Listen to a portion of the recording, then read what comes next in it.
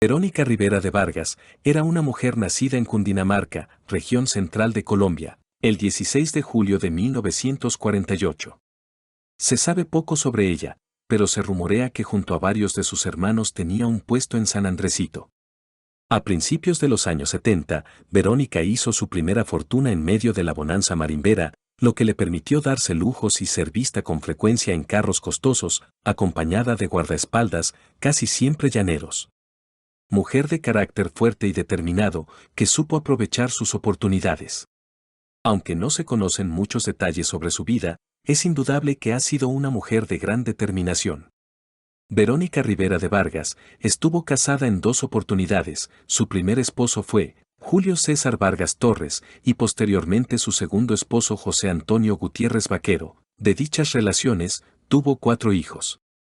Junto a sus hermanos y su hermana Esther construyeron un gran imperio. Su sociedad con los hermanos Camilo y Wilson Rivera, de Leticia, estos eran aparentemente familiares suyos, y de la mano de José Ignacio Aguirre Ardila, conocido como el Coronel, la llevaron a consolidar una posición sólida con mucho poder dentro de los llanos orientales y la región central del país. Sus fincas, como la Casias, en Meta, su hacienda Casa Vieja en Cundinamarca y las fincas que poseía en Cartagena, eran conocidas por su elegancia y refinamiento, decoraciones atemporal, con muebles de lujo. Habitaciones espaciosas, luminosas, con grandes ventanales y acabados de lujo, como suelos de mármol, detalles en oro y plata. Además, de piscina, salón de belleza, spa y gimnasio. Poseía una colección de porcelana china y cristalería, sin igual en todo Latinoamérica, como alfombras y cortinas traídas especialmente de Medio Oriente. Era común ver gran cantidad de animales en sus fincas, tenía gran devoción por los caballos de paso fino.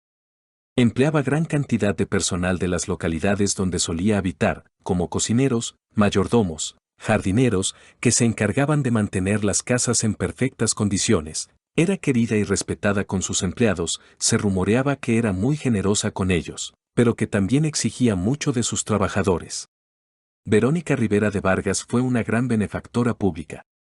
Se ocupó por mejorar las condiciones de vida de las personas en sus regiones.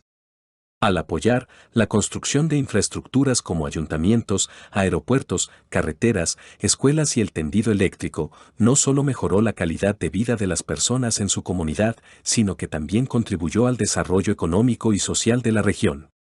Además, al mejorar la infraestructura y las condiciones de vida de las personas, logró generar un impacto positivo en el atractivo turístico de la región, lo que a su vez pudo contribuir al desarrollo económico a través del turismo. Más allá del impacto positivo y la gran admiración que despertaba su persona, usaba muchas de sus obras para sus beneficios personales. Es interesante mencionar que Verónica Rivera de Vargas, en sus tiempos, por San Andresito, tuvo gran amistad con Víctor Carranza y Gilberto Molina, 2 de los grandes zar de las Esmeraldas. Por aquel tiempo, conoció a un joven pero ambicioso llamado Gonzalo Rodríguez Gacha, quien hacía de jefe de seguridad de Gilberto Molina, con quien entablaría una gran amistad, tal es así, que lo ayudó a ingresar al negocio. En poco tiempo, el joven aprendiz de Verónica Rivera, Gonzalo Rodríguez Gacha, había expandido tanto el negocio, que había superado a su mentora. Tal así que doña Verónica le presentó a un viejo conocido de sus días en el chuzo de San Andresito, un tal Pablo Escobar, con quien tenía una amistad personal, pues ambos se habían conocido, en los tiempos de don Alfredo Gómez, el llamado Padrino. Promediando el año 1977, en situación poco clara fue hallado sin vida Julio César Vargas Torres, primer esposo de Verónica. Rivera asumió el golpe, contrajo nuevamente matrimonio con José Antonio Gutiérrez Vaquero. Su imperio seguía en crecimiento hasta que Jaime Ramírez Gómez, un avesado investigador, jefe del F2 por aquel tiempo, reunió la evidencia en su contra. Deteniéndola en el transcurso del año 1981, Jaime Ramírez Gómez hizo lo que nadie había podido hasta el momento, poner a Verónica Rivera en el centro de la escena nacional. Por primera vez la denominada reina salía del anonimato. Los periódicos y noticieros de la época cubrieron la noticia con gran énfasis.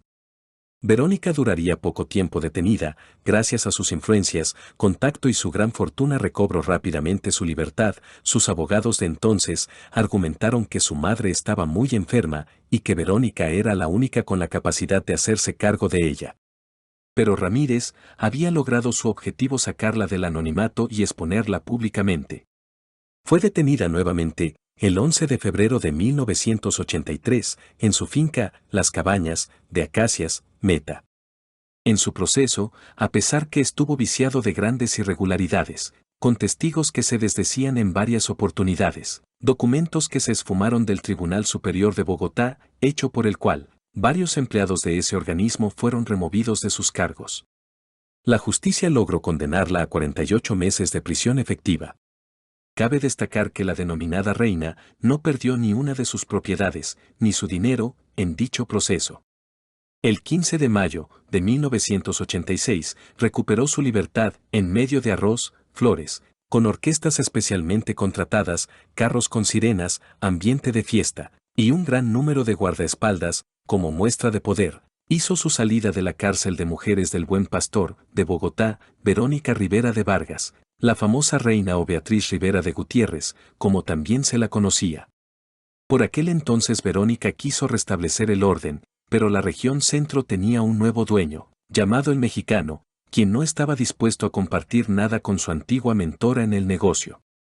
Rivera, quien buscó protección en su gran amigo de toda la vida, el zar esmeraldero Víctor Carranza.